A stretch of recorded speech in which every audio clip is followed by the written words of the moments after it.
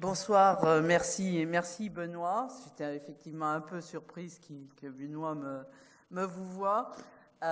C'est vrai que je suis premièrement contente d'être à nouveau à Lyon. Je suis ravie de participer à ces conférences des savoirs, la confluence des savoirs. Je pense que c'est quelque chose de très important.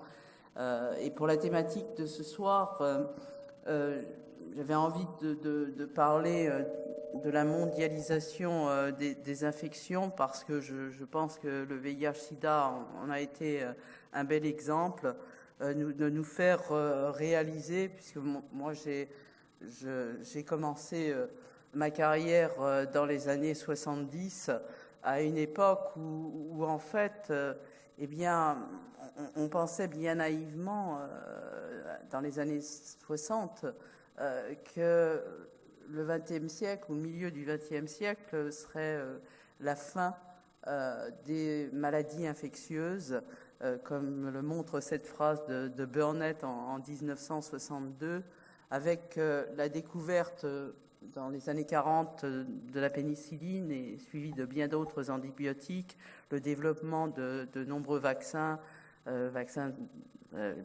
contre la variole, la poliomyélite, la coqueluche et bien d'autres, avec l'éradication de la variole, l'éradication aussi dans certains pays de la poliomyélite annoncée en 2000. Bref, tout cela était lié en même temps à une réduction considérable de la mortalité, notamment chez l'enfant. Et le sida nous a rapidement fait réaliser que l'on était loin de ce rêve de la fin des maladies infectieuses.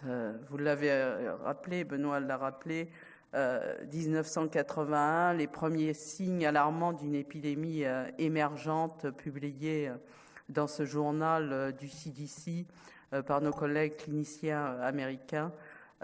Qui brutalement se sont trouvés face à des patients tous atteints d'une infection pulmonaire particulière, pneumocystis carini, et puis tout un mouvement derrière que j'aimerais signaler. Vous voyez sur cette diapositive au milieu The Gay Plague, la peste chez les gays.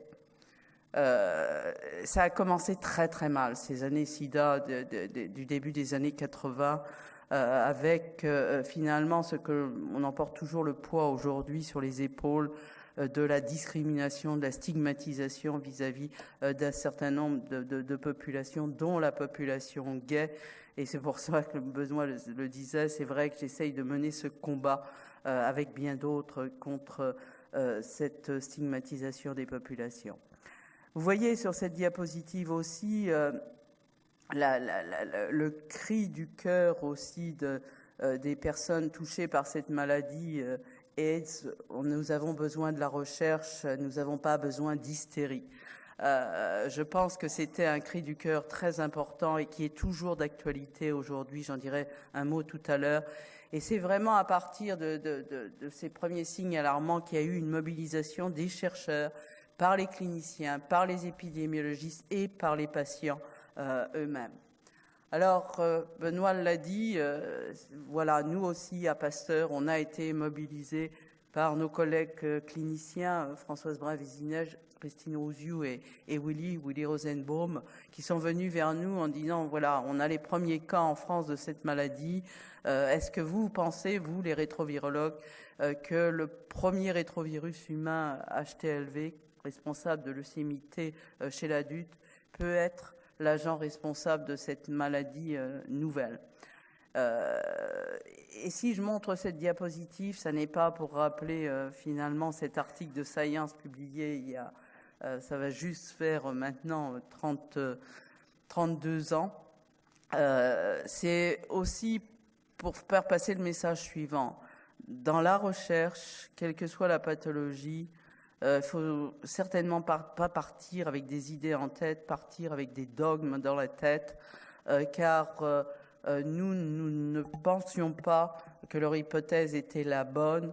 Nous pensions plutôt qu'il fallait réfléchir avec eux quel virus regarder, parce que par contre, on savait déjà que c'était un virus vu le mode de transmission, notamment par le sang et les produits sanguins. Mais quel virus chercher, quand chercher, où chercher, comment chercher, ça a été réellement une décision tout à fait prise ensemble avec nos collègues cliniciens et qui a abouti effectivement à l'identification de ce virus publié dans Science de mai 1983. Alors depuis plus de 30 ans maintenant, la mobilisation s'est poursuivie au niveau mondial avec des succès scientifiques qui sont des succès scientifiques que je considère internationaux. Comme disait Benoît, réellement on utilise beaucoup dans la recherche aujourd'hui le terme recherche translationnelle. À mon avis, ce terme de recherche translationnelle vient justement de la recherche dans le domaine du VIH-Sida, puisque l'idée, depuis le départ, c'était d'avancer sur la connaissance du virus dès qu'il a été identifié pour développer des outils de diagnostic, des outils pour traiter les patients. Il y avait une urgence, c'était une situation absolument dramatique à l'époque. Je ne vais pas rentrer dans les détails de cette diapositive, qui d'ailleurs est bien loin de mentionner tout ce qui a été fait en plus de 30 ans. Simplement, je vous demanderai de regarder les couleurs.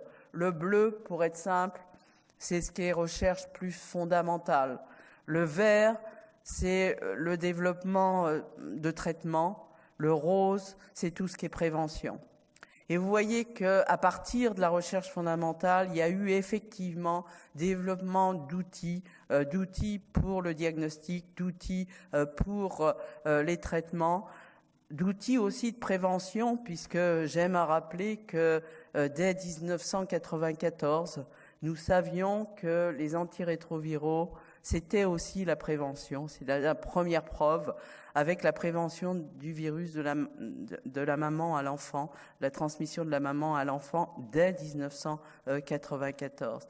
Et si je vous montre aussi cette diapositive, c'est bien sûr pour le vert, d'une part avec 1996, le grand soulagement avec la combinaison d'antirétroviraux qui pour la première fois démontrait que les patients traités pouvaient vivre avec le VIH.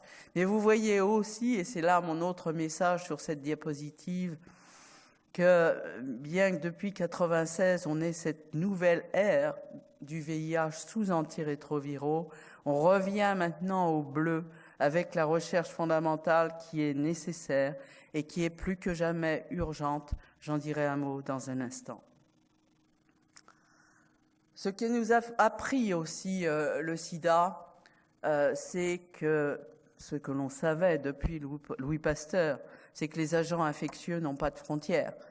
Eh bien, là, tristement, nous avons constaté, et pour moi ça a été une autre découverte, je dirais, en 1985, en me rendant en République centrafricaine pour une réunion OMS qui avait pour objectif de définir le sida en Afrique et les critères du sida en Afrique.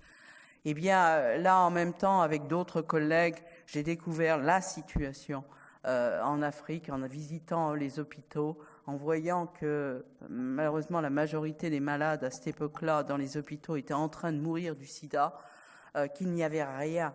Alors il n'y avait pas encore les antirétroviraux à l'époque, il n'y avait rien pour soulager les patients pour mourir, tout simplement les aider à mourir, si ce n'est les cliniciens qui les prenaient en charge et qui leur tenaient la main pour les aider. La situation était réellement dramatique et c'est pour cela que plusieurs d'entre nous, et bien sûr au fil des années ça s'est développé, nous avons commencé à travailler avec le continent africain, après avec d'autres continents, avec le continent asiatique, pour moi-même à partir de 1988 avec le Vietnam, puis avec le Cambodge. Et c'est là, personnellement, que j'ai réalisé réellement la vision de Louis Pasteur.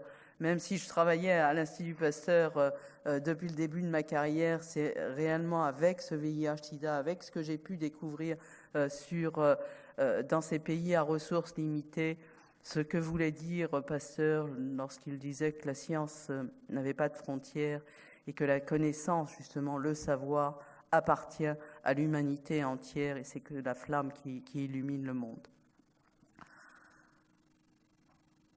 Mobilisation pas seulement des chercheurs, pas seulement des cliniciens, mobilisation aussi des décideurs, mobilisation des politiques avec de grandes initiatives.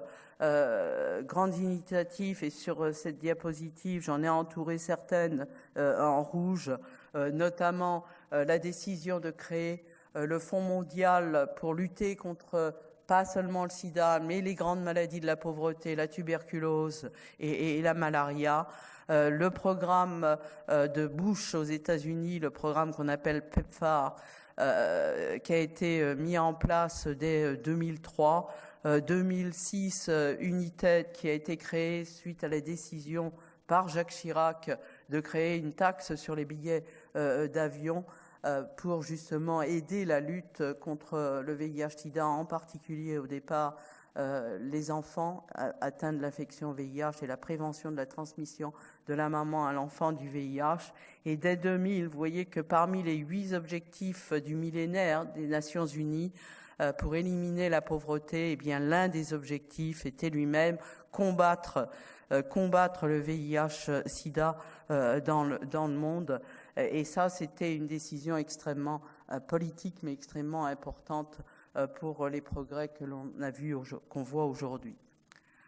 Engagement, et je crois que ça a été unique. Benoît le disait, c'était le premier exemple pour moi. Le premier exemple pour moi, chercheur, de travailler avec les représentants de patients directement, de travailler aux côtés de nos collègues, je les appelle nos collègues, les activistes, de devenir un peu nous-mêmes des activistes. Et ça, je crois que c'est réellement l'exemple du VIH-Sida qui a lancé ce mouvement pour l'accès aux soins, l'accès au traitement, l'accès aux outils que la science a permis de développer relativement rapidement. Eh bien, c'était pour nous, les scientifiques, évident. Nous n'avons pas développé ces outils pour qu'ils ne soient pas accessibles à ceux qui en ont besoin. Alors, oui, ce mouvement activiste, il a été critique pour faire baisser le prix des médicaments. Il y a eu d'abord la concurrence aussi avec le développement des médicaments génériques. Et là, il faut féliciter aussi le Brésil avec son président de l'époque qui a pris la décision de fabriquer des génériques sans aucune autorisation. La pression de nos collègues, les activistes, avec une baisse des antirétroviraux, comme vous le voyez sur cette diapositive, absolument drastique, puisque on a baissé de plus de 10 fois le prix des médicaments par patient et par an. Alors, c'est quelque chose à garder en tête dans ce monde, justement, où d'autres pathologies infectieuses émergent et réémergeront toujours.